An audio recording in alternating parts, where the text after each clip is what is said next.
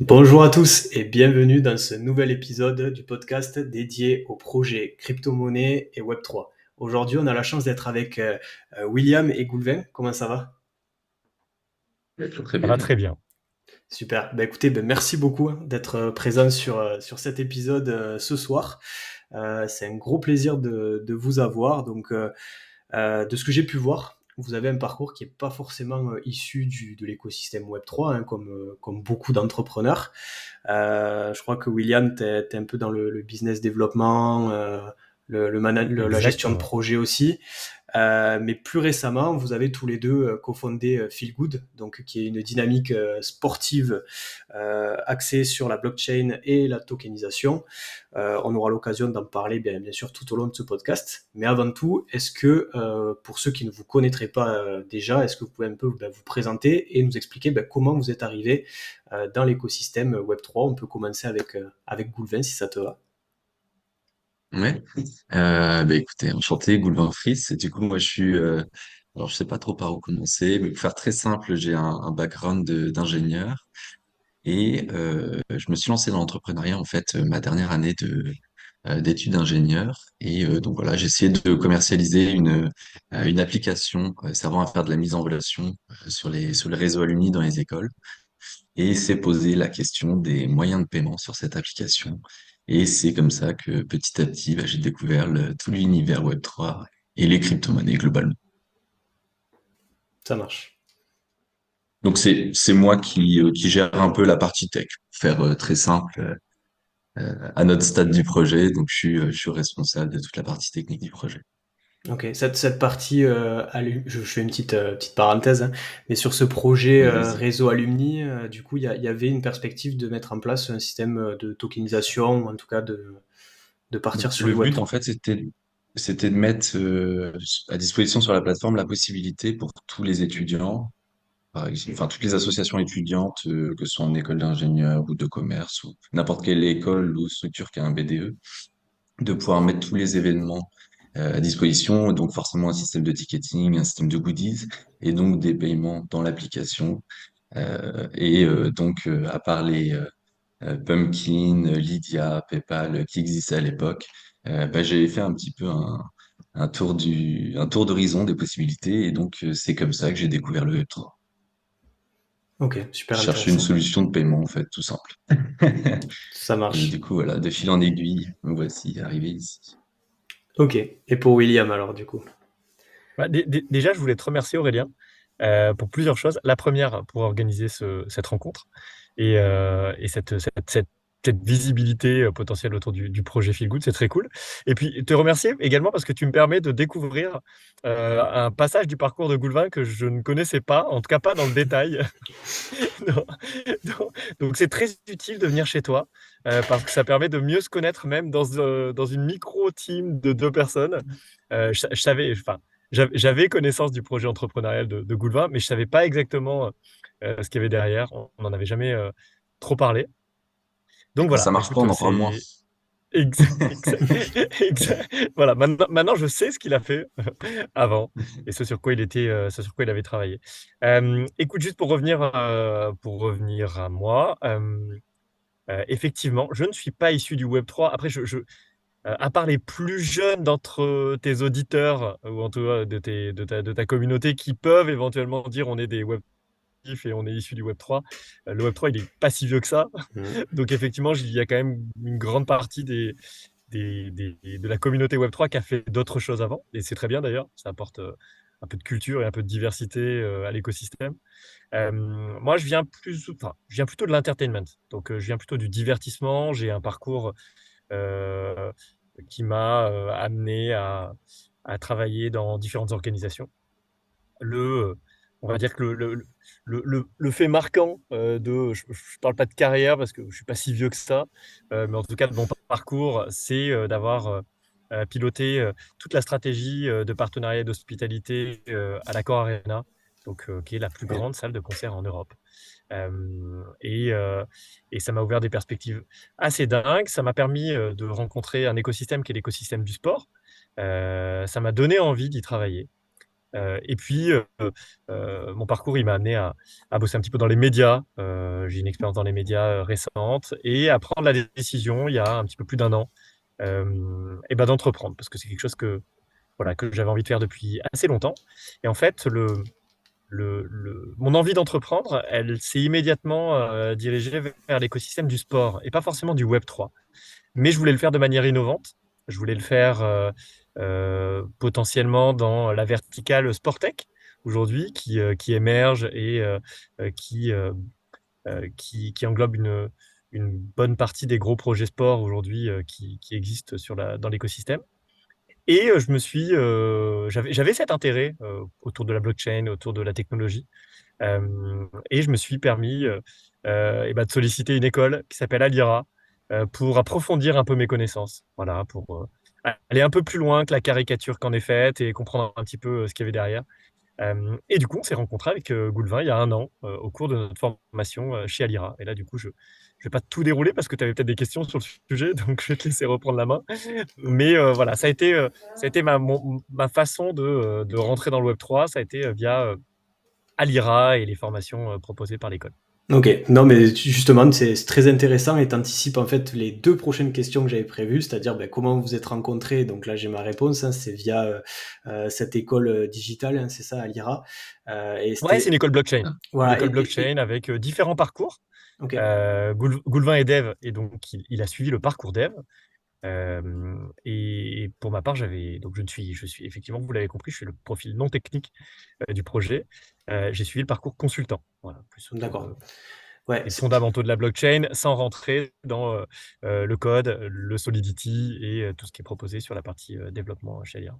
ok, ouais, c'est vrai qu'on en entendait pas mal parler hein, de cette école. Il y a eu pas mal de communication là-dessus et ça a l'air vraiment quelque chose d'assez sérieux. Donc vous en êtes deux grands témoins. Et justement, le fait d'avoir suivi cette formation dans cette école blockchain, est-ce que c'était par curiosité, cette envie de se renseigner là-dessus, de développer des compétences, ou tous les deux, vous aviez déjà quand même cette idée entrepreneuriale en tête? William, j'ai l'impression que quand même, voilà, tu avais quand même envie d'aller dans le côté sport tech déjà et côté entrepreneuriat. Mais Goulvin, est-ce que toi aussi, ton but, c'était de forcément cofonder une boîte, ou c'était simplement d'avoir plus de compétences en la matière? Euh, j'ai jamais eu l'idée de cofonder une boîte. Je veux toujours faire les choses solo, d'habitude. Et pour être très honnête, hein. Et, euh, et alors moi, du coup, dans l'idée, avant de faire Alira, j'avais commencé à coder un petit peu en Solidity. J'essayais de monter des petits projets NFT à droite à gauche, comprendre tout simplement comment ça fonctionne. Et c'est ça qui m'amusait le plus. Et ben, de fil en aiguille, en fait, je me suis rendu compte que euh, bah, avec un petit peu plus d'effort et d'accompagnement, ce que nous fournit Alira, ben, je pouvais passer pro, entre guillemets. Donc voilà, c'est pourquoi j'ai fait Alira. Et ensuite, ben, on s'est rencontrés, ça a très très bien matché. Euh, j'ai adoré l'idée et on s'est dit, bah, c'est parti, tout chousse. Ok, génial. Pour ceux que ça intéresse d'ailleurs, qui nous écoutent et qui voudraient un peu plus d'informations sur cette école, hein, je mettrai tous les liens en description, hein, comme ça vous aurez un petit peu plus de renseignements à ce sujet. En tout cas, c'est cool pour sur ce parcours et cette rencontre. Du coup, on va en venir au cœur du sujet. Hein, on va parler de votre projet, de Feel Good. Est-ce que vous pouvez expliquer un petit peu à ceux qui nous écoutent en quoi ça consiste dans les grandes lignes? Est-ce que ça peut leur apporter? C'est le moment de pitcher, quoi. Comment tu veux faire, C'est toi le Goulvin? pitcher, hein. C'est moi le C'est toi pitcher. Moi, Ok, moi, lourde je suis le tech, hein. responsabilité. Ouais, ouais, mais c'est le tech, mais il est tout aussi bon pitcher que moi. Non, si je te le résume en une phrase, Feel Good, au-delà d'être un projet Web3, c'est un projet social. C'est le, c'est le projet d'une création d'une plateforme de partage d'expériences sportives. En fait, on s'est rendu compte, alors on est tous les deux très impliqués dans le sport et dans la manière dont potentiellement nos communautés respectives pourraient faire plus de sport parce qu'il y a un vrai sujet de sédentarisation, toute génération confondue. Mais en fait, on a vraiment identifié un sujet sur les jeunes générations. Voilà, Goulvin a 28 ans, On n'a pas donné nos âges. Moi, j'en ai 38, donc on a déjà 10 ans d'écart. On n'est déjà pas vraiment dans la même génération, mais ça va, on arrive encore à se comprendre, on a des références en commun. Mais il y a un vrai sujet sur comment potentiellement on utilise le Web3 pour faire en sorte que toute une communauté digitale native, une communauté qui est très... alors, j'aime pas trop utiliser le terme d'addiction, mais en tout cas qui est très connectée. Voilà, qui est très connectée, surconnectée peut-être, décroche un minimum et aille faire un petit peu plus de sport dans un contexte et un environnement fun, social, partagé, sans contrainte de performance, sans pression, bref, pour les bonnes raisons. Sorte et fasse un petit peu plus de sport pour des raisons valables. Et donc, du coup, on a réfléchi à la manière dont on pouvait changer un peu la structuration de l'accès au sport. L'accès au sport, aujourd'hui, il est très vertical. Tu passes par une structure. Tu veux faire du sport aujourd'hui, tu as deux façons de le faire. Soit tu mets tes baskets, tu vas faire le tour du pâté de maison et tu as fait du sport. Et c'est très cool. Et on ne va pas lutter contre ça. Encore faut-il déjà, toi, te faire violence pour mettre tes Ouais. baskets et sortir et faire le tour du pâté de maison. Surtout là, les températures sont en train de baisser, ça devient de plus en plus difficile. Soit tu t'inscris dans un club ou dans une salle de sport où tu profites des installations d'une structure sport-loisir. Il y en a une multitude aujourd'hui. Bref, je ne vais pas rentrer dans les détails. Il y a plein d'occasions de faire du sport. Mais ça demande quand même une démarche. Il faut sortir de chez toi. Il faut faire quelques kilomètres pour y aller. Il faut parfois t'engager dans la durée. Parce que c'est assez rare que tu pointes, que tu ailles à la salle de sport sans t'engager pour 3 mois minimum, 6 mois, 1 an. Il y a une notion d'engagement. Les clubs, c'est un petit peu la même chose. Ils fonctionnent sur des systèmes d'engagement à l'année. Tu démarres en septembre, tu finis en juillet. Bref, ça répond plus réellement aux besoins et en tout cas aux exigences d'une génération qui a besoin de flexibilité, d'accessibilité, de produits, de proximité. Et en fait, on a identifié un sujet, c'est qu'il y a toute une communauté d'ambassadeurs du sport qui sont aujourd'hui légitimes pour partager le sport. C'est-à-dire qui ont aujourd'hui des accomplissements sportifs, de réels accomplissements sportifs. Ce ne sont pas des pros, ce ne sont pas des professionnels, ils ne sont pas structurés pour partager le sport. Mais par contre, par exemple, ils ont acquis la culture du running en préparant un marathon, en préparant une grande course. Je sais pas, ils sont partis faire un stage de plusieurs semaines en Thaïlande, un stage de boxe thaï. Et ils sont revenus avec une culture de la boxe thaï. C'est pas pour ça qu'aujourd'hui, demain, ils ont une salle de boxe thaï. C'est pas pour ça qu'aujourd'hui, demain, ils vont monétiser leur activité de running auprès d'un public. Mais nous, on va essayer de leur permettre de faire ça. On va essayer de fédérer une communauté d'ambassadeurs du sport, c'est-à-dire de gens qui sont compétents dans leur sport, qui ont une vraie culture, et que ces gens-là puissent facilement partager ce sport avec des gens qui ont besoin qu'on leur prenne la main. Donc, de plus jeunes générations, un petit icebreaker, qui ont besoin d'une expérience sociale, accessible, de proximité autour du sport et qui ont besoin de faire du sport dans de nouvelles conditions. Donc voilà, c'est vraiment une plateforme sociale de partage d'expériences sportives entre une communauté d'ambassadeurs et une communauté de futurs utilisateurs.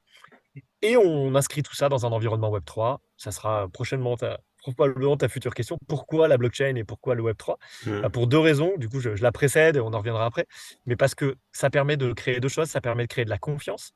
On parle potentiellement de rapprocher des utilisateurs d'ambassadeurs du sport, mais encore faut-il avoir une vraie visibilité sur le fait qu'ils soient réellement crédibles pour le devenir. Donc ça permet de créer cet environnement de confiance. Et puis ça permet surtout de créer des dynamiques d'engagement incroyables. Et le sport s'y prête parfaitement. Donc voici pourquoi on a inscrit le projet Feel Good dans le Web3. Et pour finir, et pour te faire un résumé, très souvent quand on pitch le projet, on explique qu'on va créer le Airbnb du sport. Mm. Voilà, au moins ça permet à tout le monde de comprendre ce qu'on va faire. Euh, Ça permet à tout le monde de se projeter et de comprendre ce qu'a fait Airbnb il y a 15 ans dans l'hospitalité. Nous, on désire le faire aujourd'hui dans l'écosystème du sport. Ok, ça marche. Ouais, c'est vrai que la comparaison avec le Airbnb, elle est ultra pertinente. C'est-à-dire que Elle est là, parlante. ouais, de ce que je comprends, en fait, il va y avoir deux communautés, un peu comme sur Airbnb. Tu as ceux qui proposent les Absolument. logements et tu as ceux qui cherchent à se loger, avoir une expérience. Maintenant, tu peux même réserver des cours de cuisine à Ouais, des côté. expériences d'ailleurs. Voilà, Ils ont basculé dans l'expérience. voilà, plutôt qu'être juste de la mise en relation locataire et loueur. Du coup, ça me parle énormément. Tu parlais d'expérience de marathon. Pour ceux qui me suivent, hein, le début novembre, je ferai mon premier marathon. Donc là, on est en plein dans la prépa et ce serait grand plaisir de partager ce type Eh ben, écoute, d'expérience. Aurélien, tu vois, tu aurais pu être un bêta-testeur Feel Good. On va arriver un peu tard pour toi, puisque tu auras déjà fait ton premier marathon. Mm. Du coup, tu vas basculer tout de suite dans la communauté des ambassadeurs du sport, c'est-à-dire de ceux qui pourront potentiellement monétiser une sortie par semaine et accompagner deux ou trois mecs ou deux ou trois nanas qui ont envie de faire du sport et de découvrir le marathon et de s'inscrire dans cette dynamique positive. Donc, Bah écoute, voilà, mais j'aurais pu être ton ambassadeur. Tu vois, j'ai fait 2 marathons. Ça fait pas de moi un sportif de haut niveau, ça fait pas de moi un professionnel de l'athlétisme, mais par contre, potentiellement, ça fait de moi quelqu'un qui peut donner deux, trois conseils. Tu vois, et t'accompagner, te dire, totalement. écoute, je l'ai fait 2 fois. J'ai peut-être fait des erreurs dans ma prépa, j'ai peut-être mal anticipé les choses. Bref, tu vois, vraiment ce partage de l'expérience. Et bon, tu l'as fait sans moi, et je suis sûr que tu vas le faire très bien. Et tu nous raconteras comment ça s'est Mm. passé lorsque tu l'auras couru. Tu le cours où d'ailleurs? Alors, c'est le marathon de Nice-Cannes. Voilà, donc Marathon Nice-Cannes. Ok. on Donc aura qui part de l'occasion. Nice et qui finit à Cannes. Exactement, ouais. Ouais, ouais, sur la promenade Ok. des Anglais, là, en bord de mer, ça a l'air très sympa en tout cas. Mais, Eh ben, on te suivra. mais écoute, c'est vrai que ce type d'expérience aurait peut-être permis d'éviter certaines erreurs. Enfin, écoute, on verra le jour J si j'en ai commis un peu trop ou pas. Exactement. Euh, Je te souhaite T'as pas. un objectif? T'as un objectif de temps ou l'idée c'est de finir ton marathon et d'être marathonien? alors, Ce qui est déjà un très bel objectif. ouais, tout à fait. Ben, en plus, c'est vrai que je suis pas forcément un runner. Je faisais beaucoup de handball avant et après, je me suis mis à la course à pied. On va en parler, hein, notamment via la vague des Move to Earn. Et Ouais. donc, j'ai poussé le truc avec le premier semi-marathon. Là, je vais en faire un deuxième là, dimanche. Et je me suis dit, autant aller au bout du truc et se dire, d'ici la fin de l'année, aller courir son premier marathon. Donc, d'abord, j'avais un objectif de réussir à le terminer. Et là, c'est vrai qu'en fait, plus tu avances dans la préparation et plus tu vois un peu le temps que tu fais, tu vois un peu ton allure et donc tu commences à réfléchir à un chrono. Ouais. Alors moi, enfin voilà, j'aimerais bien autour de 4h30 pour un premier, voilà. Ok. Ok. Mais après, déjà, si j'arrive à le terminer, je serais très content. Donc voilà, on va se... Écoute, comme on te l'a dit, Feel Good, c'est tout sauf performance oriented. Et nous, on veut récompenser la participation, le fait de participer. Hmm. Remettre, Le remettre loisir. Tu remets le loisir au centre. exactement, remettre le plaisir au centre, en tout cas, tu vois, le Hmm. plaisir, le loisir. Et du coup, la démarche que tu entreprends, elle est dingue. Et que tu le fasses en 4h30, tu seras sûrement très content, tu vois, et ça serait génial. Ou que tu le fasses en 5h30, à la limite. Le plus important, c'est que tu t'amuses, tu passes un bon moment et que tu finisses ton marathon et tu verras, c'est très, très cool. Carrément. Mais en tout cas, c'est clair que les gens en plus ont envie de partager ce genre d'expérience, Absolument, donc c'est absolument. super. Et justement, alors tu as parlé un petit peu de tokens par rapport à ces ambassadeurs qui proposent quelque chose. Peut-être Goulven, au niveau du dev, tu pourras donner un peu plus de précision. Comment ça va marcher concrètement? Je suppose que c'est une application. Euh, Ouais. Quelle est l'expérience en fait pour l'utilisateur, que ce soit côté ambassadeur qui propose des expériences ou côté utilisateur qui veut découvrir des choses? Comment ça va marcher? Alors, pour l'instant, la décision d'utiliser un token ou non n'a pas encore été arbitrée totalement, mais le fonctionnement, qu'il y ait un token ou pas, sera sensiblement le même. C'est-à-dire qu'un utilisateur, en fait, va réserver un ticket pour une expérience. On peut le voir comme ça. Le jour J, sur le lieu de l'expérience, il va devoir scanner un QR code qui est proposé par l'ambassadeur. Donc, soit directement sur son téléphone, soit il l'aura imprimé à sa discrétion. Et lors du scan, en fait, de ce QR code, ça va servir de preuve que tu as bien participé, vu que tu étais là sur place. Et donc, à l'issue, en fait, de ce scan de QR code, tu vas recevoir une récompense. Donc, c'est ce qu'on est en train d'arbitrer de notre côté, soit sous forme d'un NFT, soit sous forme d'un jeton, soit un composé des deux. Et donc, voilà, comme ça, comment dire, ton utilisateur va grandir petit à petit en expérience, va accumuler des expériences dans un ou plusieurs sports. Va y avoir plusieurs axes qui vont être plus ou moins récompensés. Par exemple, la sociabilité, la curiosité, la loyauté slash régularité. Ok. Voilà, tout ce genre d'éléments-là qu'on essaie de mettre en valeur plus que la performance pour se différencier notamment des autres move to earn et essayer d'avoir comme on le disait tout à l'heure, une communauté tournée vers le loisir. Et donc voilà, ça c'est tous les avantages pour l'utilisateur client. Et pour ce qui est de l'ambassadeur, ça va être sensiblement la même chose en fait. Bon, il va recevoir le paiement pour tous les tickets qu'il aura vendus. Au fur et à mesure qu'il aura des nouvelles personnes, il va gagner des nouveaux points et ainsi de suite. Et en fait, il y aura toujours une part de la transaction qui va lui être reversée sous forme soit de jetons, soit un équivalent avec un NFT. Mais ça, bon, ça, on travaille. Il y a toute une partie gamification en fait C'est ça. qu'on est en train d'ajouter sur l'application, et donc forcément, bon, il y a tout un travail de NFT, de parcours utilisateur à mettre en place, pour rendre les choses ludiques, que ça aille dans le sens de des valeurs qu'on essaie de véhiculer, et que comment dire, et que ça, qu'il y ait une utilité, enfin, que ce soit concret derrière. On va pas créer un jeton pour créer un jeton et que ce soit un objet spéculatif. C'est pas du tout c'est pas du tout la mentalité ni le but du projet. Donc voilà, un petit peu comment ça fonctionne. Ok, c'est super intéressant ce côté gamification et ça me fait venir à deux questions. La première, c'est si on reprend le modèle du Airbnb par exemple, parce qu'on a évoqué le côté traçabilité, confiance de la blockchain, certes, mais c'est vrai qu'avec Airbnb, Ouais. avec un système où tu rentres tes coordonnées bancaires, où les transactions, il y a des possibilités d'annulation avec des remboursements et tout ça, finalement, les gens peuvent laisser des avis, donc on connaît un peu la fiabilité de l'hôte et tout ça. La confiance, elle est quand même présente sur ce type de... Donc du coup, je me questionnais, je challenge volontairement, hein, mais je me questionnais sur Mais raison. la réelle plus-value de passer sur cette côté blockchain Web3. Là, du coup, avec ce que tu dis, de peut-être des possibilités de mettre en place des NFT, un petit, voilà, ça fait sens, du coup. Tous les mécanismes de confiance dont tu parlais, euh, je pense que malgré le fait qu'on utilise la blockchain, ça me paraîtrait dommage de ne pas les utiliser. Par exemple, une notation euh, d'un ambassadeur par ses clients, c'est la même chose que ce qu'on a sur Airbnb. Et je Hmm. pense que c'est un système tout simple qui a fait ses preuves. Et si tu vois quelqu'un qui a une mauvaise note, tu vas peut-être y aller, mais tu sauras déjà à quoi t'attendre un peu plus. Enfin, voilà, c'est des mécanismes qu'on va pas retirer, qu'on va garder, et que justement on essaie de compléter avec des mécanismes un peu plus blockchain. C'est-à-dire que euh, chacun des utilisateurs en fait a identifié via un wallet. Et donc, quand il y a des comportements qui posent problème, alors c'est un petit peu plus complexe que ça, parce que c'est pas qu'un wallet, c'est un petit binôme wallet adresse mail. Et donc, ça permet un peu de cadrer aussi, quand euh, dans le futur, j'en suis persuadé, malheureusement, il y aura forcément des débordements. Il y a toujours ça à prévoir, des utilisateurs malicieux, et donc il faut pouvoir anticiper un petit peu là-dessus et garder des possibilités de blacklister des utilisateurs en fonction de tel ou tel comportement qu'on n'a pas envie d'avoir Hmm. sur la plateforme.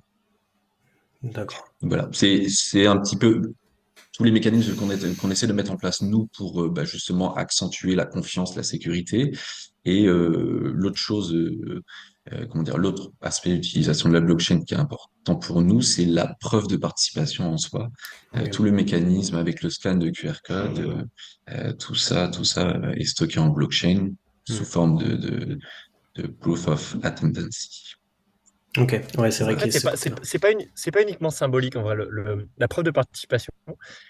Toi qui vas courir un marathon dans quelques semaines, tu te rendras compte qu'en fait, t'es super content de recevoir ta médaille à la fin. Bon, tu vas la perdre, probablement, tu vois, ou enfin, tu vas peut-être essayer de la mettre au bon endroit, de la ranger, tu Le vois, et de te vide-grenier. dire exactement, ça finira dans un tiroir, tu vois, dans un carton, dans un déménagement, et puis peut-être un jour, tu la perdras. Mais en fait, ça symbolise tout le parcours que tu as fait, tu vois, pour pouvoir récupérer ta médaille. En soi, une médaille, ça n'a aucune valeur réelle. Ça a une valeur, c'est une valeur perçue, tu vois, c'est une valeur intrinsèque, mais la réelle valeur de la médaille, je ne sais pas qui organise le Niscan, tu vois, je ne sais pas si c'est ASO Je sais plus. ou quelle organisation. Bon, ça leur coûte pas très cher, tu Hmm. vois, de commander 15 000 médailles, tu vois, probablement en Chine ou je ne sais où. Bref, c'est pas le sujet, on n'est pas là pour leur faire un procès, c'est pas le sujet du podcast. Mais par contre, toi, elle aura une vraie valeur. Et en fait, pouvoir inscrire la participation, c'est-à-dire le fait de cette démarche, tu vois, de se surpasser, de se faire violence un petit peu, d'aller essayer des choses et de pouvoir potentiellement atteindre, tu vois, des vrais accomplissements dans le sport, je trouve ça super intéressant de pouvoir avoir ça dans son wallet, tu vois? Et de se dire: «Eh ben, en fait, ça sera jamais perdu. C'est immutable, ma participation à telle activité, j'ai découvert ce sport au cours d'une session d'initiation au paddle tennis, je suis allé dans un practice de golf avec un ambassadeur, golf sur Feel Good et j'ai tapé mes premières balles» et en fait, je peux avoir une vraie traçabilité de ce que je fais, de mon activité sportive. C'est symbolique, c'est pas des données sensibles. On parle pas de données financières extrêmement sensibles. On parle pas de, données de santé extrêmement sensibles qui ont une raison d'être dans la blockchain. Mais ce symbole-là, il mérite, au moins sur certains accomplissements, il mérite d'être dans la blockchain. Tu vois? Et de pouvoir, en fait, que tu puisses avoir un dashboard ultra simple et de pouvoir avoir de la visibilité sur ce que tu as fait ces derniers mois, ces dernières semaines, ces dernières années. Bah, je pense que ça a une vraie valeur et donc on veut inscrire tout ça, dans la blockchain qu'on sélectionnera pour, déployer le projet. Ouais, ça fait penser un peu à ce système, bon, on revient dans le côté gamification, hein, mais ça fait un peu Exactement, ouais, c'est de la achievement, gamification. badge, Exactement. voilà, qui peut Ouais, augmenter au fil du absolument. temps. C'est exactement ça. Il n'y a pas besoin de Web3 pour faire de la gamification, enfin de la gamification. Mais par contre, tu peux en faire avec Oui. le Web3 et ça peut être très cool. Voilà. Ouais, pas Donc mal de possibilités. c'est pas indispensable, mais c'est un plus. Ok, super, super intéressant. Et tous les deux, vous m'avez quand même parlé de la vague Move to Earn, et il y a beaucoup de personnes qui sont présentes sur cette chaîne YouTube et qui sont revenues, enfin, qui sont entrées dans le Web3 aussi par cette voie-là. On a vu un peu ce que ça a donné, hein. J'ai accueilli sur le podcast des personnes des gros joueurs de Stephen. On a travaillé sur d'autres Move to Earn, hein, du Genopet, du Fitmint. On a eu aussi des copycats, hein, de Stephen quand il a super bien marché. Voilà, avec un système de NFT. Donc pour ceux qui connaîtraient pas, hein, le concept, hein, vous achetiez un NFT, souvent c'était sous forme d'une basket, mais ça pouvait être d'autres types, et ça vous permettait après de rentrer dans un système où vous étiez rémunéré ou en tout cas récompensé sous la forme de tokens et de NFT en échange de votre activité physique. Donc c'était par exemple marcher une certaine durée ou à une certaine vitesse, etc. Et donc on voyait un peu un système où finalement il y avait beaucoup de nouveaux entrants qui venaient financer avec des NFT dont la valeur augmentait au fur et à mesure, et c'était pas rare à une certaine période, notamment sur Stephen, de voir des personnes qui marchaient 10 minutes et qui se faisaient 100 ou 200 dollars, ce qui était assez lunaire à l'époque et qui avait fait énormément de bruit en France et même à travers le monde, hein. Ça a touché tout l'écosystème.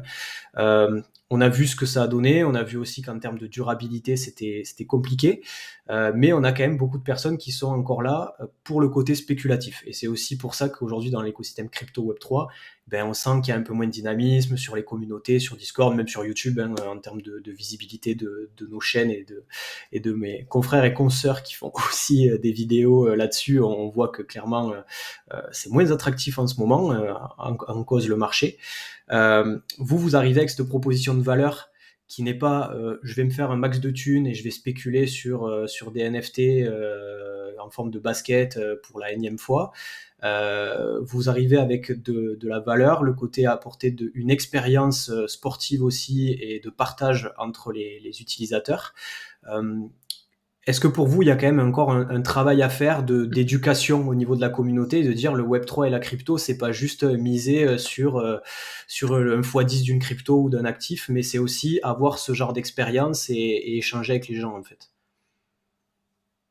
Ouais, moi, je l'adore cette question. Donc, Goulvin, si tu permets, je veux bien démarrer. Vas-y, lance-toi. Je démarre et je te fais la passe. Je suis en profondeur. Alors, non, mais Stephen, c'est super intéressant. Pas que Stephen d'ailleurs, mais la vague Move to Earn, t'imagines qu'on l'a étudiée parce que du coup, il faut essayer de faire mieux, enfin, en tout cas de faire les choses différemment. Alors faire mieux, tout dépend après quel était l'objectif des cofondateurs de Stephen.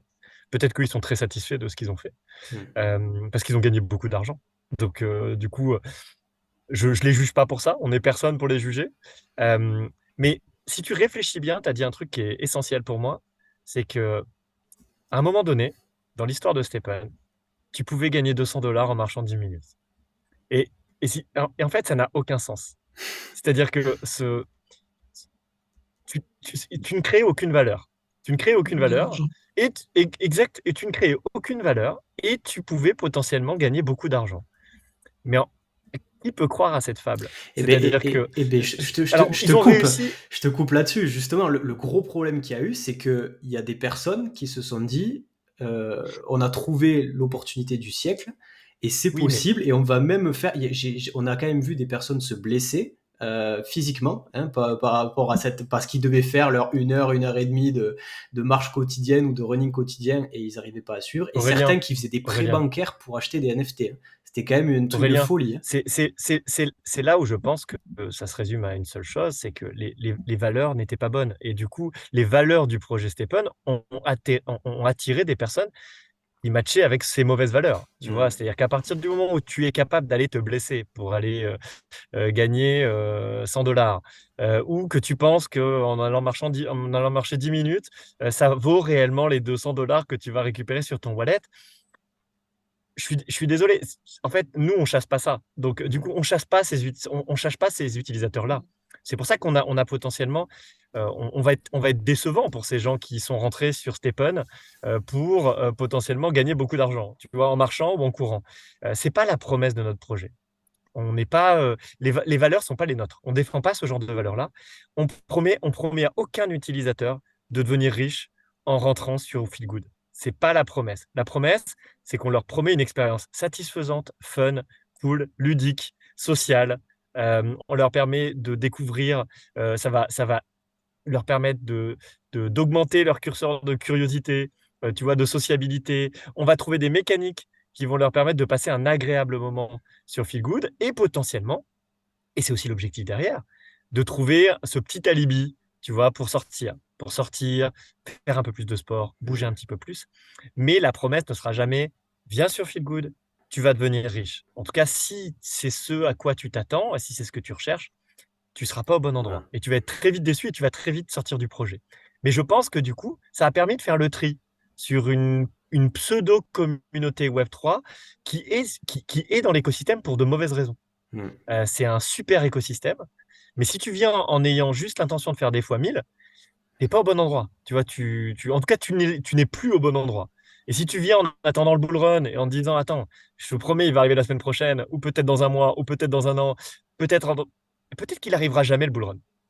C'est pas très populaire comme opinion, mais peut-être qu'il C'est une arrivera jamais le bull possibilité. run. Et peut-être que cette technologie va juste être considérée elle aurait toujours dû être considérée comme une techno, en fait, qui te permet de faire des choses, de mettre en avant des projets, tu vois, de faire des choses de manière innovante, mais pas forcément de faire x 1000 sur un token que tu auras acheté à bas prix et euh, qui va pump en 6 mois et que tu vas lâcher. Enfin bref, ça n'a aucun sens, tu Mm. vois. En tout cas, c'est pas le sens de notre projet. Mm. Donc, Goulva, il connaît un peu mieux le projet Stepan que moi, parce qu'on en avait parlé très souvent lorsqu'on a démarré, nous, le développement du projet Feel Good. Donc, il veut peut-être compléter un peu tout ça. Mais voilà, tu as mon avis sur les move to earn tels qu'ils ont été conçus. Ça marche pas, ça marche plus. Euh, et en tout cas, il y a de grandes possibilités pour faire des choses différentes. Alors, je suis d'accord avec ce que tu as dit. Et, bon, cet événement, forcément, on s'est intéressé parce que bah, c'est le move to earn qui a placé un peu tous les move to earn sur la carte. Enfin, à mes yeux, en tout cas, c'est celui qui a le plus Ah, absolument. rayonné. Et ça a mis en lumière, du coup, un nouveau modèle économique. Mais on a vu aussi assez rapidement bah, les limites de ce modèle économique. Et de toute façon, il y a un principe très simple, c'est que l'argent n'est pas créé à partir de rien. Il y a toujours quelqu'un qui paye. Et là, en l'occurrence, c'était les nouveaux entrants. Et ce qui fait que à court terme, ça peut être sympa comme modèle économique. À long terme, je pense que l'histoire nous a montré que ça marche pas très bien. Après, bah, pour te répondre en fait plus sur la partie adoption, je pense que bah, tu l'as résumé dans ta dernière phrase, William. Je pense que la technologie blockchain, c'est une technologie, et je pense que comment dire, pour réussir à vulgariser cette technologie, son usage, à mon avis, il faut qu'on arrive à la cacher. Alors, pas dans le but que ce soit opaque, mais dans le sens où toutes les dApps sur lesquelles tu te connectes, bah, il y a tout de suite une barrière à l'entrée. Il faut avoir un wallet, donc ça veut dire qu'il faut déjà t'être renseigné un minimum pour avoir ton MetaMask, avoir ta petite seed, tout ça. Donc, il y a déjà une barrière à l'entrée, déjà une barrière technique, une barrière de connaissance, de curiosité, on l'appelle comme tu veux. Et je pense que c'est ça, au final, le gros frein à l'adoption qu'on a actuellement. Et quand on arrivera à dépasser ce stade-là, je pense que l'adoption se fera de manière beaucoup plus fluide et naturelle parce que les gens l'adopteront sans s'en rendre compte. C'est-à-dire que si tu réfléchis un petit peu, je pense que 80% des gens ne savent pas ce que c'est une base de données. Et la moitié des suites et des sites, allez, c'est le dark web. C'est bon. La moitié des sites Ouais, Web 2 utilisent des bases de données et les gens connaissent pas cette technologie, mais ils l'utilisent. Mm. Et pour eux, comment dire, c'est caché, mais pour autant, ils l'utilisent et ça fonctionne très bien. Maintenant, on a une nouvelle technologie qui nous amène des nouvelles possibilités. Euh, je pense que la stratégie, c'est de réussir à garder la techno sous le capot, se servir de ses avantages, compléter pour les inconvénients, mais garder ça sous le capot et comme ça se fait en toute simplicité en fait pour les utilisateurs. Et je pense que c'est de ça que dépendra grandement en tout cas l'adoption. Et Mm. aussi réussir à faire comment dire, à dissocier la partie technologique avec la partie purement crypto spéculative. Mm. C'est quand même c'est c'est c'est deux choses assez sensiblement différentes et surtout En vrai, tu as enfin, presque sur deux le nombre de choses écosystèmes. qu'elles peuvent apporter. Tu as presque Ouais, c'est deux, ça. T'as les t'as pure presque deux tech. écosystèmes, exactement. Mm. Ouais, c'est vrai qu'aujourd'hui, enfin en tout cas, alors après, c'est clair qu'il y en a qui sont côté tech, côté entrepreneuriat, qui veulent développer des choses, mais aujourd'hui, on a l'impression que quand même, c'est ceux qui viennent aussi pour le côté très spéculatif, toujours à l'affût des dernières collections ou des derniers projets. On sent que eux, ils prennent, enfin en tout cas, ils font beaucoup de bruit, quoi. Enfin, de ceux que je peux Ouais, côtoyer, J'allais venir là-dessus, t'as entièrement raison. En fait, vu qu'ils prennent toute la visibilité, c'est un avantage et un inconvénient. C'est-à-dire que c'est un avantage parce qu'au moins ça fait parler de la technologie, ça oui. vulgarise et ça intéresse les gens. C'est quelque chose d'humain, de naturel. Tu tournes le regard quand t'entends quelqu'un qui dit, bah, j'ai tapé un fois 100 sur tel truc. Tu te dis, bah merde, pourquoi c'est pas moi? Donc tu commences à t'intéresser. Et c'est un mécanisme humain, c'est juste, enfin, c'est humain. Et je pense que c'est bon dans un sens et c'est naturel tout simplement que ces gens-là fassent parler parce que ça attire et donc voilà, il y a un côté très bon dans le sens où ça vulgarise beaucoup.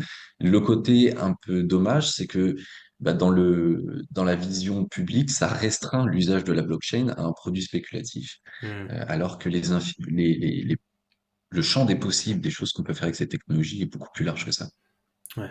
Et de toute façon, je pense que sur le long terme, et c'est ce que tu disais, William, c'est que oui, c'est ce côté très spéculatif et ces move to earn qu'on a vu émerger d'un peu partout, bah, aujourd'hui, ça marche pas. Donc, de toute façon, sur le long terme, c'est pas ce type de projet-là qu'on verra et qui auront des communautés soudées, qui resteront sur le long terme, etc.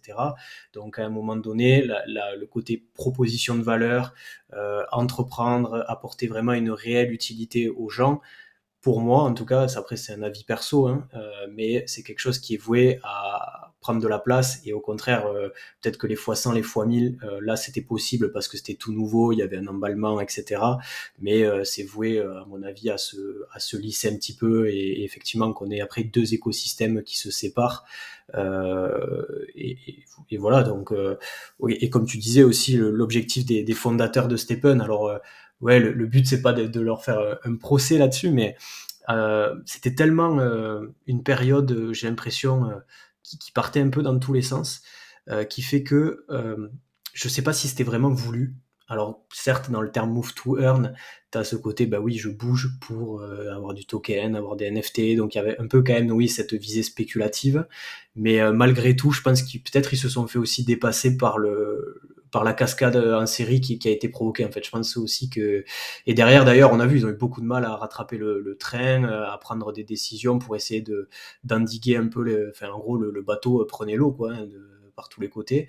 Et donc, je sais pas si c'était volontaire écoute, ou pas. on les connaît pas personnellement, Mm. donc ce serait dur de répondre à ta question. Ce qui est certain, c'est ils ont lancé un produit super cool, super bien marketé, qui était fonctionnel, qui marchait. Bref, enfin, tu vois, ils ont bien pensé Stephen. Alors, est-ce qu'ils l'ont pensé initialement à court terme en se disant, on va pumper, tu vois, on va sortir. Je suis pas en mesure de te répondre. On saura pas. Euh, Mm. peut-être qu'ils sont hyper satisfaits de la manière dont ça s'est passé. Après, effectivement, si tu reviens, si tu sors du côté quick win, tu vois, Web3, l'objectif d'un projet entrepreneurial, même si tu sors du Web3, bah, c'est d'être là dans 10 ans, en fait. Tu vois, c'est de te dire, moi, j'ai plus d'admiration. Je ne sais pas si l'admiration, c'est un bon terme, mais je suis plus inspiré par ce qu'ont réussi à mettre en place des mecs qui ont monté Strava, tu vois, et qui s'adressent aujourd'hui à une communauté de centaines de millions d'utilisateurs aujourd'hui et qui fournissent un vrai service, tu vois, qui améliore les fonctionnalités tous les ans. Bref, que un projet qui, bon, j'ai pas les métriques. D'ailleurs, la plupart des métriques sur Stepen, ils sont off-chain, donc c'est du déclaratif, tu vois. Je sais pas combien ils ont d'utilisateurs. J'imagine que ça a quand même beaucoup baissé, mais ils en ont encore quelques-uns. Mais tu sens que la dynamique, elle est pas sur une adoption massive du projet, quoi. Tu vois, Ouais, ouais, ça a été je, très fugace, ouais. je sais pas où ils vont aller. Mm. Écoute, ils ont le mérite de toujours exister. Il y en a qui veulent pas sortir, qui sont convaincus. Mais là, on rentre dans ce truc un peu d'incantation, tu vois, de se dire, ok, ils ont quelques ambassadeurs qui sont assez puissants, qui font beaucoup de bruit, qui te disent que le projet est toujours incroyable. Et dans la réalité, tu sens que l'adoption, elle se fait pas massivement. Alors, il y a d'autres projets et je pense que c'est un bon point de départ. Ça permet déjà, tu vois, de s'appuyer sur tout le storytelling qu'ils ont créé. Nous, ça nous a permis aussi ça nous a permis de prendre des infos super intéressantes, comme quoi, effectivement, d'abord le plus beau produit du monde, ou en tout cas le plus intelligent, le plus smart, sans un marketing très cool, eh ben, tu vas nulle part. Bah, ils l'ont prouvé, hein, Stephen, ils ont mis beaucoup d'argent dans le market. Ils ont fait un truc Ouais, c'est très chouette, très tu fort, hein, vois, une marketing. très belle UX, une très belle UI. C'est cool, tu vois, Stephen. C'est Mm. bien dessiné, enfin, c'est agréable comme expérience. Mm. Donc, ça a prouvé que ça suffit pas, mais c'est une composante en tout cas essentielle du lancement d'un projet. Mm. Tu vois, tu peux pas le lancer. Enfin, tu vois, j'enfonce des portes ouvertes, mais t'as qu'une seule fois l'occasion de faire une bonne première impression à tes utilisateurs, tu vois. Et donc, il faut arriver avec un produit qui soit pas le produit de tes rêves en termes d'aboutissement, tu vois, mais en tout cas, qui soit présentable. Et eux, ils ont fait les choses très bien sur ce côté-là. Donc, on les a un peu critiqués pendant ce podcast. Je pense que ça les fait bien rire parce qu'ils doivent se dire, attends, c'est qui ces mecs-là Et qui te déçoit? Non, Ils non, se mais prennent pour qui c'est toujours intéressant, etc. tu vois, d'ouvrir à l'écosystème. Et c'est vrai qu'eux, ils ont quand même lancé tout ce mouvement des Exactement, move to earn exactement. et tout ça. Donc, ce qu'ils ont Et fait, donc, c'est. bravo à eux. Mm. Bravo à eux. Après, on arrive en ayant l'ambition de faire différent. Voilà, Ouais. l'idée, c'est pas de se comparer et de faire mieux, mais de faire les choses différemment. Ok. Et justement, en revenant sur Feel Good, donc vous avez été récemment incubé dans la Ouais, résidence XRPL Commons sur Paris. Est-ce que vous absolument. pouvez un peu nous expliquer comment ça s'est fait cette incubation et aujourd'hui vous en êtes où dans le développement du projet? Bah, bien sûr. Ça s'est fait un peu last minute. Alors, XRPL Commons, du coup, c'est la non-profit, donc c'est une organisation à but non lucratif qui a installé ses bureaux à Paris pour globalement acculturer tout un écosystème à la technologie XRP et à son ledger, donc à sa blockchain XRP Ledger. Euh, c'est tout récent. Ils ont ouvert leur dispositif et leur bureau il y a quelques semaines. On est la première résidence, donc on a intégré la première résidence. Ils vont prendre 4 résidences par an, donc tous les 3 mois, c'est des résidences de 3 mois. Tous les 3 mois, il va y avoir des résidences de 10-12 projets sur une thématique bien particulière. Nous, on a intégré la première résidence. La thématique, c'est la régénération. C'est comment potentiellement tu travailles des projets à impact sur la blockchain. Voilà, que ce soit un impact environnemental. Il y a des projets qui travaillent autour des crédits carbone, sur des sujets très techniques de la transition énergétique. Ok. Mais ça peut être un impact social. Mm. C'est-à-dire comment ton projet peut avoir un impact positif d'un point de vue social et solidaire. Tu vois, et nous, on s'inscrit plutôt dans cette verticale sociale, parce qu'en fait, on considère que trouver aujourd'hui des moyens de mettre toute une jeune génération qui est trop sédentaire au sport, bah, il y a un vrai sujet de santé publique derrière tout ça, et donc il y a un vrai impact social immédiat sur le lancement de ce type de projet. Voilà, on a démarré il y a 15 jours. Goulvin, qui lui-même est à Montréal, parce que je ne sais pas si on t'a donné cette précision, mais Goulvin est à Montréal. Moi, je suis Ok. sur Paris. La résidence a lieu à Paris. Goulvin me rejoint lundi prochain pour un training dev sur la technologie XRP. Là, tu as t'as l'annonce officielle, parce que du coup, on a eu l'info là, il y a quelques Aujourd'hui. heures, Super. exactement aujourd'hui, que ça allait être possible. Donc c'est très cool. On va pouvoir passer un peu de temps ensemble ici sur Paris. Et du coup, l'idée de cette résidence, c'est vraiment de lancer le produit. C'est-à-dire que on a un environnement ultra favorable à l'entrepreneuriat. On a accès à des ressources, que ce soit des ressources en termes de compétences ou en termes de financement, qui nous permettent potentiellement d'avoir zéro excuse pour ne pas lancer le produit. C'est-à-dire que si le produit ne se lance pas à l'issue de la résidence, c'est qu'il a toutes les bonnes raisons pour ne pas l'être. Ça ne sera pas le cas. On a vraiment l'intention, tu vois, de terminer et de finaliser le développement du MVP et de l'objectif qu'on s'est fixé à la fin de la résidence, fin décembre, pour un lancement en janvier 2024. Donc voilà, c'est un accompagnement au sens large, aussi bien en termes de ressources qu'en termes de moyens, et qui va nous permettre de finaliser le développement du MVP là au cours des prochaines semaines. Ok, super. Bah, du coup, voilà, on sait à quoi s'attendre. Donc, début d'année 2024, faudra compter sur Feel Good. Et Exactement, pour ceux qui comptez nous sur nous. écoutent, d'ailleurs, je vais mettre, je le répète, mais vous avez tous les liens en description si vous voulez aller creuser un peu plus.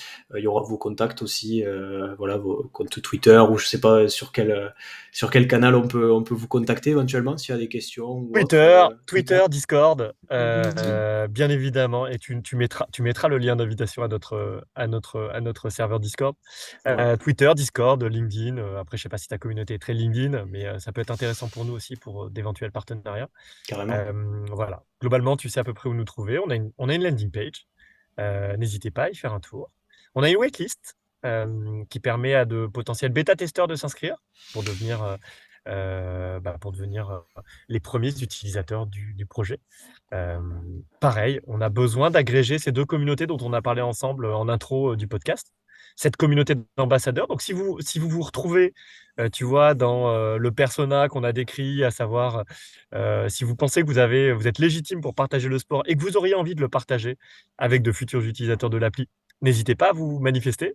On saura vous rediriger dans les bonnes catégories. À contrario, si vous cherchez le petit moyen d'en faire un petit peu plus, de découvrir de nouveaux sports, d'être curieux, bref, d'avoir un accompagnement sur votre découverte du sport, et ben voilà, n'hésitez pas. Vous rentrez dans la deuxième catégorie, celle de nos futurs utilisateurs. Donc, vous pouvez rentrer sur les différents canaux dont a parlé Aurélien. Parfait. Donc tout est On saura vous disponible. accueillir comme il se doit. Super, génial. Et d'ailleurs, on en avait parlé la semaine dernière et il faut vraiment que j'aille me mettre sur cette whitelist. Donc dès que le podcast va se terminer, j'irai faire ça de ce pas. Absolument, Aurélien, je n'osais pas t'en parler, mais j'ai vu que tu ne t'étais On toujours pas surveille inscrit. la waitlist. Ouais. Exactement, la waitlist, on a encore un petit projet, on est encore assez humble et on le restera, j'espère, même quand on deviendra un grand projet. Mais du coup, on arrive encore à voir qui est là Ouais. et qui n'est pas là. Un jour, ça sera plus possible, mais aujourd'hui, on arrive encore à savoir qui s'est inscrit ou pas. Et on t'a pas encore vu arriver, donc on compte sur toi dès la fin du podcast pour t'inscrire sur la waitlist. C'est moi. J'ai pas fait les devoirs, donc c'est pour moi. Il n'est Ok. pas trop tard. Bon, en tout cas, voilà, toutes les informations sont disponibles pour ceux qui veulent aller creuser. Euh, ça fait déjà quasiment 1 heure qu'on est ensemble, mais on va terminer avec une question que j'ai l'habitude de poser à tous les invités qui passent sur ce podcast. On va la jouer un peu différemment. D'habitude, c'était très tourné sur les investissements, le côté crypto, NFT, etc. On va le faire aussi. Mais moi, ce qui est intéressant aujourd'hui, c'est que vous êtes deux cofondateurs d'un projet. Donc, il y a cette partie entrepreneuriale qui est super intéressante et qui d'ailleurs peut susciter des vocations. Il y a beaucoup de personnes qui ont peut-être des idées de projets, qui ont envie, voilà, dans le Web3 ou pas d'ailleurs, hein, de se lancer, de créer quelque chose. On peut aussi faire de l'intrapreneuriat, hein, c'est pas forcément lancer une nouvelle boîte. La question que je vous pose à tous les deux, c'est si vous devriez me citer 2 événements, alors ça peut être un événement, une action, une connaissance ou même des erreurs que vous aurez peut-être commis et qui vous ont permis en fait de passer à la vitesse supérieure d'un point de vue là purement entrepreneurial. Voilà, quelque chose qui s'est passé et qui vous a permis de dire ok, voilà, et qui vous a permis de passer un peu au cran au-dessus, on va dire, dans cette aventure-là. Sylvain, tu veux Si tu veux, j'en commencer? ai une. Oh, j'en ai une toute chaude. Vas-y. Alors, Vas-y. l'erreur entrepreneuriale monumentale que j'ai plein de potes dans le milieu aussi, et je pense que 80% l'a fait, peut-être même plus. C'est qu'en général, quand tu veux lancer ton produit, ton idée, peu importe ton service, la première idée, comment dire, le premier business que tu veux lancer, il y a toujours un biais où tu te dis, je suis le seul à y avoir pensé, c'est ma pépite, c'est mon bébé, je suis Mark Zuckerberg, je vais me faire tout seul et ça va très bien se passer. Ce qui se passe, c'est que ça avance pas. Ça avance pas, c'est une galère tout seul. Te motiver tout seul, c'est jamais la même chose que qu'en équipe. Et c'est le piège, je pense que niveau entrepreneuriat, c'est le piège numéro un. Se dire que tout seul, on aura la plus grosse part du gâteau, on aura tous nos trucs, ça va très bien tourner tout seul et ça n'existe pas. C'est un mythe à démentir très vite, ce truc-là. En tout cas, Alors, pour 90%. Si vous êtes un Mark écoute, Zuckerberg, les gars, force à vous. écoute, enfin, moi, je vais dans ta direction à 200%. Déjà, moi, j'aurais été incapable d'entreprendre seul. Ça, je m'en rends compte, du coup, de plus en plus. Là, avec Goulot, on travaille sur ce projet depuis le mois de mars. Donc, voilà, on est au mois d'octobre. Ça fait un peu plus de 6 mois qu'on est le nez dedans. Euh, c'est beaucoup trop dur, en fait. Comment font ces gens qui se retrouvent en bas de la montagne, parce qu'on peut parler vraiment d'une montagne, hein. L'analogie avec l'alpinisme, tu vois, elle fonctionne super bien. Ok, c'est une super haute montagne, l'entrepreneuriat. Et tous les jours, tu glisses, tu retombes, tu repars, tu as des bonnes, des mauvaises nouvelles. Bref, c'est un long parcours, c'est un long chemin. Et je suis hyper admiratif. Je sais que certains arrivent à le faire seuls, mais il faut avoir, ouais, faut avoir un Bah, t'es moteur accompagné, t'es jamais énorme. vraiment seul. Ceux qui réussissent, ils sont jamais vraiment seuls, ils sont accompagnés. C'est pas forcément des partenariats directement dans la Ouais, t'as boîte, raison. des T'as raison. parts, Tu peux être accompagné, tu exactement, vois, sans mais être associé. t'as du monde autour. Ouais. T'es pas Mais le seul, mythe du petit mec tout seul dans son garage, euh, ouais. Hmm. qui marche aux Ça, États-Unis, mais il y a la réalité aussi. moi, personnellement, j'en aurais été incapable. Donc ça, c'est un très bon conseil. Euh, je pense que le fait qu'on se soit rencontré avec Goulevin, on s'est apporté des trucs. Tu vois, on est complémentaires. Ouais. On se crée une énergie. Il y a des jours, tu vois, on est plus ou moins down, plus ou moins up. Et bah, ça permet, tu vois, d'entretenir la dynamique. Et ça, je pense, que c'est ultra, ultra, ultra important. Deux, c'est pas suffisant, hein. Bientôt, il faudra qu'on soit 3, 4, 5, et peut-être demain 500. Tu vois, mais en tout cas, il faut déjà démarrer à deux, c'est bien. Hmm. Ça, c'est un premier conseil. Et de manière très pragmatique, et du coup, moi, c'est ma première expérience entrepreneuriale. Le Goulevin a déjà entrepris, lui, par le passé, mais moi, c'est la première fois que je me risque à entreprendre par moi-même. Euh, L'erreur qu'on a fait, nous, là, de très concrète, c'est de penser immédiatement qu'on allait pouvoir lever de l'argent sur la base d'une bonne idée, tu vois, D'accord. et de se dire, waouh, en fait, on a une idée trop cool, le Airbnb du sport. Pourquoi personne n'a pensé à faire ça? Euh, En fait, ça marche pas réellement comme ça. C'est-à-dire que du coup, tu perds beaucoup de temps et d'énergie au départ à essayer de pitcher ton produit aux VC, tu vois, à de potentiels business angels qui vont te dire, OK, mais il est où ton produit? Est-ce qu'il fonctionne réellement ton produit? Quelles sont tes métriques? Tu vois, tu as Hmm. déjà réussi à onboarder de premiers utilisateurs. Bref, en fait, tout ça, c'est du bon sens. Mais au début, tu te laisses attraper un peu par un truc un peu magique de, de potentiels influenceurs entrepreneuriat qui vont te dire j'ai levé 500 000 dollars sur une idée. Bref. En fait, ça marche pas réellement comme ça. On parlait tout à l'heure de bon sens. C'est pas normal, tu vois, de gagner 200 dollars pour aller courir 25 minutes. En fait, c'est pas normal de lever 200 000 euros parce que tu as une bonne idée. Hmm. Donc, je pense À que mon si avis, c'était à ça peut refaire, marcher après.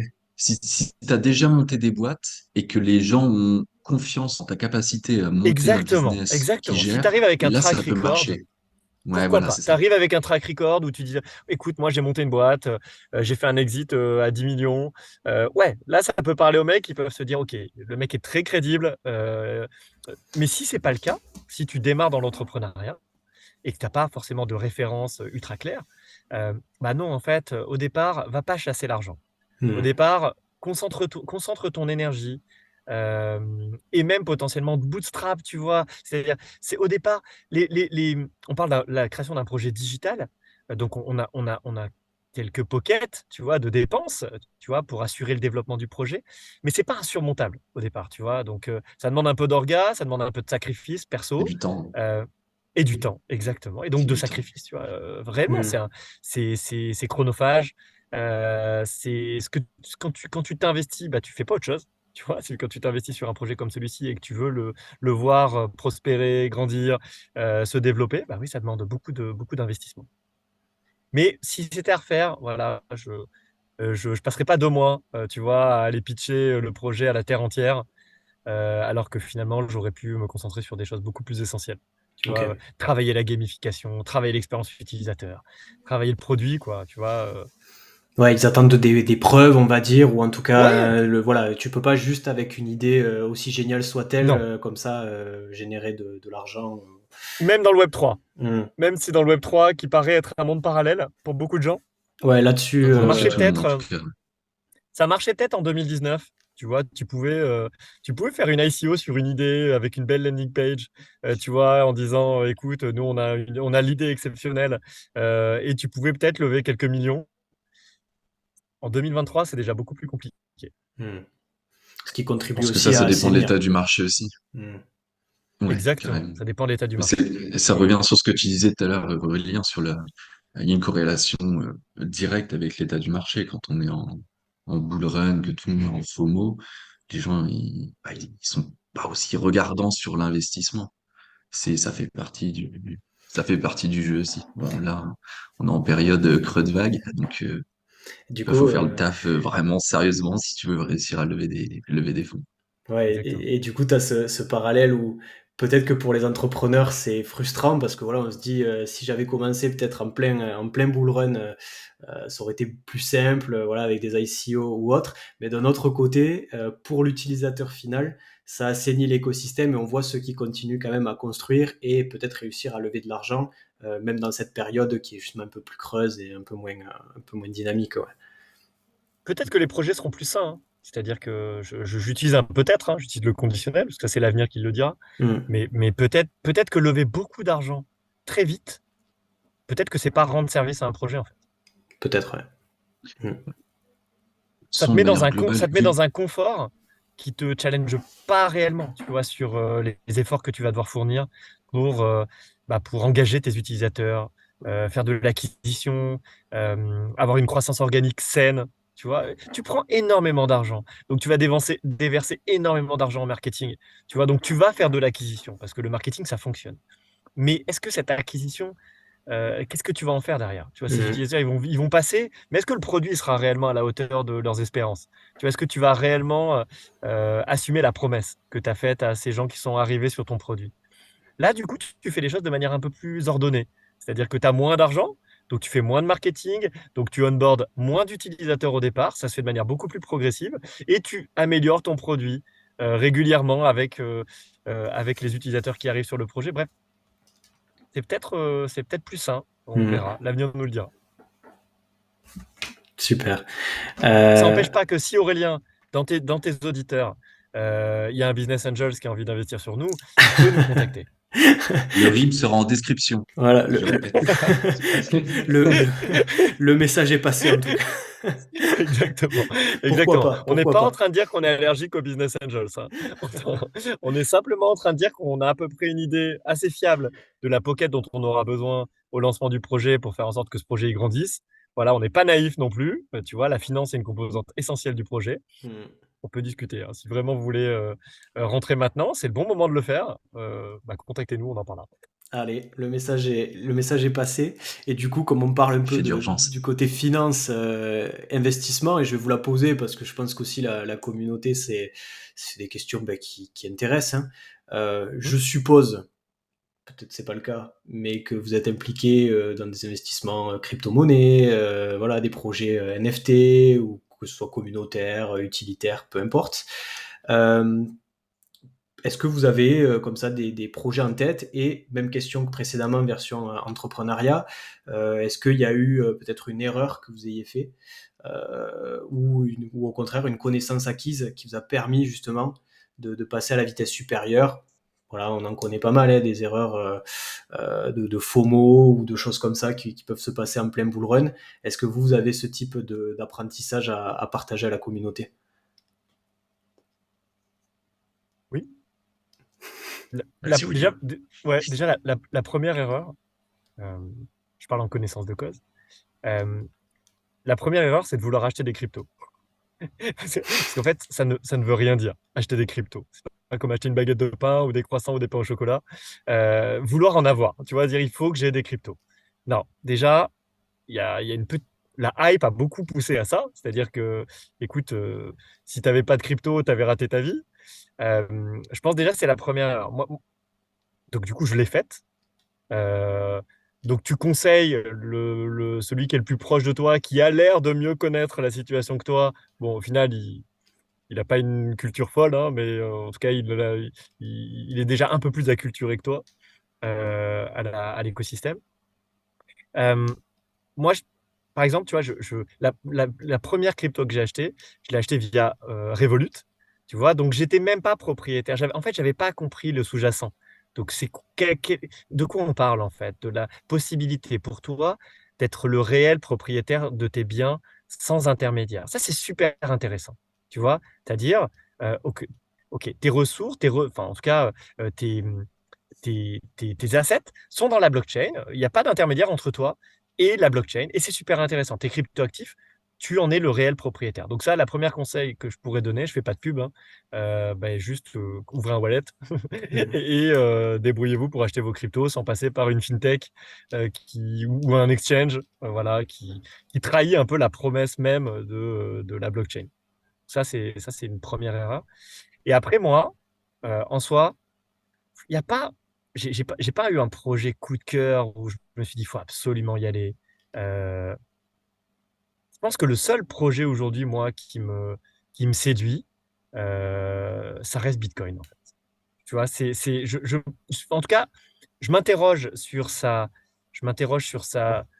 J'ai une conversation hyper intéressante et je pense qu'on va sortir un peu du cadre du podcast. Donc, du coup, on en parlera peut-être en aparté, tous les deux, Aurélien. Mais sur Bitcoin et sur la manière dont le modèle, la tokenomics, donc le système Bitcoin, était pas forcément si pérenne que ça et qu'il allait potentiellement vers des problématiques d'incentive pour les mineurs. Et donc, du coup, voilà, c'est pas aussi beau que ça l'est vendu, etc. Ok, Mais intéressant. Mhm. mais ouais, on peut en parler, tu vois, franchement, c'est super intéressant. Mais j'ai rien vu de mieux construit que ça pour l'instant, aujourd'hui, dans l'écosystème. Ok, super cool. Et toi, Goulven, du coup? Alors, je suis désolé, je vais te décevoir aussi. J'ai pas vraiment de nom de projet à te lâcher.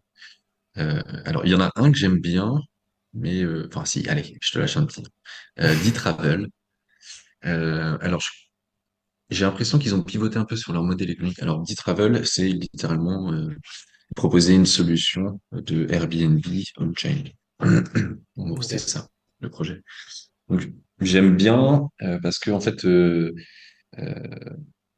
euh, en fait, j'aime bien parce que je m'intéresse à tous les projets blockchain qui cherchent à rendre des services dans le monde réel, dans le monde concret, et que ce soit pas juste des services financiers, qu'ils soient des utilités concrètes dans le monde, dans la vie de tous les jours. Et donc moi j'ai forcément un petit coup de cœur sur tous ces projets-là qui sont plus ancrés dans le réel et qui cherchent à apporter des solutions de la vie de tous les jours. C'est plus ça que je cherche moi. Et sinon, bon, toujours pas un conseil en investissement, pour revenir sur ce que disait William, derrière chaque jeton, normalement, il y a un projet. Il y a une idée, il y a quelque chose qui est mis en place. On mise pas sur un jeton, on mise sur un projet. Hmm. Ok, super. Enfin, je le vois comme ça, en tout cas, à long terme, placement de papa. Après, Hmm. toute la partie spéculatif, plus court terme, plus trading, bon, là, c'est un autre mindset. Mais je sais pas qui sont tes auditeurs exactement. Peut-être dans les deux catégories, sûrement. Oui, Mais voilà. après, oui, c'est vrai que YouTube a été très friand à une époque des shitcoins et de quel est le prochain fois 1000, mais non, non, je pense quand même au niveau de la commu, voilà, plutôt aller chercher de l'utilité et comme vous êtes en train de dire tous les deux, hein, euh, pas voir la crypto juste comme de la crypto, mais effectivement derrière il y a une proposition de valeur, il y a un projet, il y a ce Ouais. côté décentralisation, et ça aussi c'est est-ce qu'on investit dans quelque chose avec lequel on est en accord en tout cas, ou avec les valeurs qu'on partage, ou est-ce que voilà, c'est juste un token parmi tant d'autres. Et c'est très cool hein, en soi. Hein. Moi, je suis pas contre la spéculation. Ça peut être un jeu, tu vois. Il y a pas de, enfin, il y a pas de, il y a pas de jugement de valeur derrière ça. Mais soutenir des projets digitaux que vous trouvez cool, eh ben, écoutez, faites-le en achetant leurs tokens et en les soutenant. C'est très bien, tu vois. Il y a pas de, je- c'est une manière comme une autre, tu vois. C'est comme acheter des stocks, tu vois, et de soutenir des boîtes qui ne sont pas digitalisées ou tokenisées. Mais c'est voilà, bien regarder les projets. Il faut être en accord avec les valeurs du projet. Qu'est-ce que proposent ces gens? C'est quoi leur vision, tu vois? Ils veulent aller où? Tu vois, demain, j'ai besoin d'investir. Je me dis que je vais investir dans les stocks. Ok, j'ai envie d'investir, enfin, de prendre des parts, tu vois, ou des actions dans l'automobile. Bah, en fait, voilà. C'est quoi le projet Renault? C'est quoi le projet Tesla? Qu'est-ce qui est le plus en phase avec ce en quoi je crois? Tu vois, et ben c'est un peu pareil dans la crypto en fait. La crypto, ils ont ils ont inventé une techno. Il y a une techno, une nouvelle technologie derrière tout ça, mais la mécanique d'investissement, elle est un peu similaire. Qu'est-ce que- Quelles sont mes valeurs? Et elles se retrouvent dans quel projet? Et ces projets, s'ils ont des jetons, bah, pourquoi pas investir dessus? Ça peut être une très bonne idée. Ouais, on peut totalement faire les deux à la fois, le côté spéculatif Ouais, bien sûr. et le côté utilitaire. C'est vrai que on parle souvent même du rôle des émotions hein, dans les investissements, où c'est vu comme quelque chose qu'il faut vraiment mettre de côté. Et j'échangeais sur un précédent épisode de podcast et on se disait, mais en fait, dans le cas des NFT du Web3, c'est un peu différent parce que tu as des projets où le fait d'acquérir un NFT va te permettre de débloquer certaines utilités, certains avantages. Je dis n'importe quoi, t'es sportif, il y a les Bored Ape, alors non, j'ai plus le nom. C'est pareil, bon, c'est des singes, mais version sport, avec une communauté qui est très branchée musculation, américaine, je pense, elle est. Et en fait, le fait d'acquérir un NFT de la collection te permet d'avoir des réductions sur des compléments alimentaires, sur des abonnements de gym et tout ça. Et en fait, oui, tu peux t'amuser à spéculer sur ces singes et se dire, bah, si ça fait 1 fois 10, ok, je me fais une plus-value, machin. Mais d'un autre côté, bah, le fait de le posséder peut t'apporter des choses. Et si tu es quelqu'un qui est très branché muscu, bah, là, tu t'intègres une communauté ultra bienveillante qui va t'apporter de la valeur et tout ça. Donc, c'est bien aussi, effectivement, de se renseigner C'est sur super les cool. projets, ce que ça peut Il y a une t'apporter. utilité. Exactement, t'as compris, t'as exactement compris. Il y a une utilité, il y a de la création de valeur. C'est génial. Totalement. Bon, bah écoutez, ben, Alors, ce qui est, ouais, vas-y. Non, non, vas-y, Goulven, je te bah, laisse le. pour compléter un petit peu, parce que je suis en train de me dire, on a tiré sur quand même pas mal de projets, mais Ouais, c'est vrai. comment dire, pour compléter notre Ils sont pensée ces gens. là-dessus et qu'on se dise pas, ouais, voilà, c'est ça, pour qu'ils se freinent. En fait, dans le, je vais faire un truc global dans l'univers Web3 blockchain. Dans ma tête, en tout cas, je le vois un petit peu comme la ruée vers l'or, tu vois. Il y a une nouvelle découverte d'une technologie et on connaît pas encore les limites. Et du coup, bah, t'as des milliers de personnes qui cherchent tous ensemble les limites. Alors, t'en as qui font des scams, t'en as qui font des trucs super bien, t'en as qui font des trucs qui ne servent à rien pour l'instant, mais peut-être dans 5 ans, on va se dire, énorme ce truc-là, en fait, on peut s'en servir pour ça.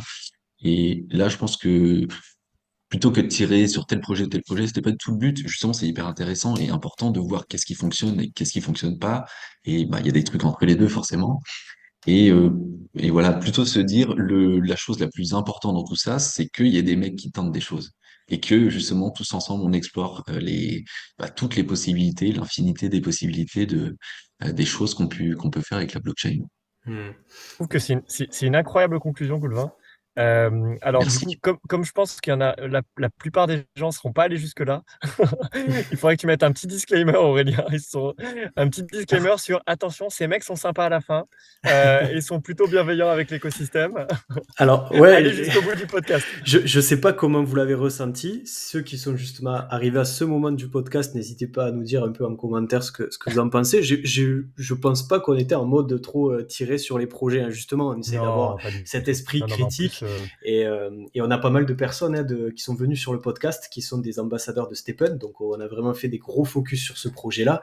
Et voilà, et c'est vrai qu'ils ont quand même construit des choses exceptionnelles. Ils ont encore des expériences de fou. Et puis ils ont ce côté gamification. Le fait qu'ils aient généré pas mal de liquidités, mine de rien, avec ce bull run, ça leur permet aujourd'hui d'avoir une équipe assez conséquente et de pouvoir maintenant aller dans des directions qui vont apporter de la gamification supplémentaire du plaisir et de l'utilité aux personnes qui ont l'application. Donc voilà, mais ça valait le coup quand même de revenir sur cet épisode rué vers Bien sûr. l'or, Move to Earn, et comprendre Non, un c'était peu. une très bonne conclusion. Est-ce que tu as reçu Kevin Serrou, le fondateur de Defit, dans ton podcast ou pas? Non, alors ce serait avec grand plaisir. J'ai eu Jérôme Tapie, peut-être que vous connaissez, Non. qui pareil Il est sur le projet? il fait pas partie de la team, mais c'est un bon ambassadeur et il connaît bien Kevin. Ok. C'était un ambassadeur Stephen de base, pour la petite histoire, et qui après justement ne s'est plus trop reconnu dans le projet et a décidé un peu d'aller vers d'autres choses. Et quand il a découvert Defit, il y a un épisode, justement Jérôme parle de Defit et comme apport de valeur, comme application vraiment tournée pour les Écoute, sportifs. tu vois, on va Et finir par les compliments. On va finir par les compliments. Defit, c'est un super projet. C'est un projet français déjà. Donc oui, déjà, en tant que Français, on faut doit être soutenir. content de voir des projets. Exactement, il faut soutenir. Côté un peu patriote.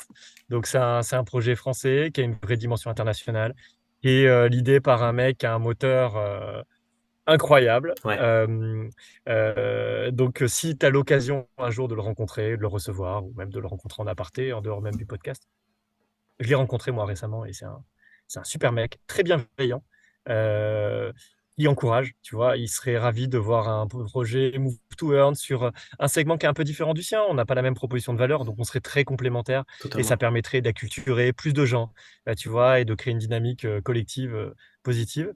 Donc voilà, tu vois, on va finir par les compléments. C'est le genre de, en tout cas, c'est le genre de personnalité qui m'inspire dans l'écosystème, tu Hmm. vois, et qui met beaucoup d'énergie, qui est positive, qui partagent énormément. Voilà, donc il y a des gens qui nous inspirent dans l'écosystème et je sais pas, on a peut-être eu l'impression de pas être hyper bienveillant avec l'écosystème pendant le projet ou d'être un peu, d'avoir un sens critique un peu trop aiguisé, J'aurais dit comme ça surtout plutôt, pour, ouais. voilà, exactement, surtout pour des entrepreneurs qui n'ont pas encore lancé leur produit.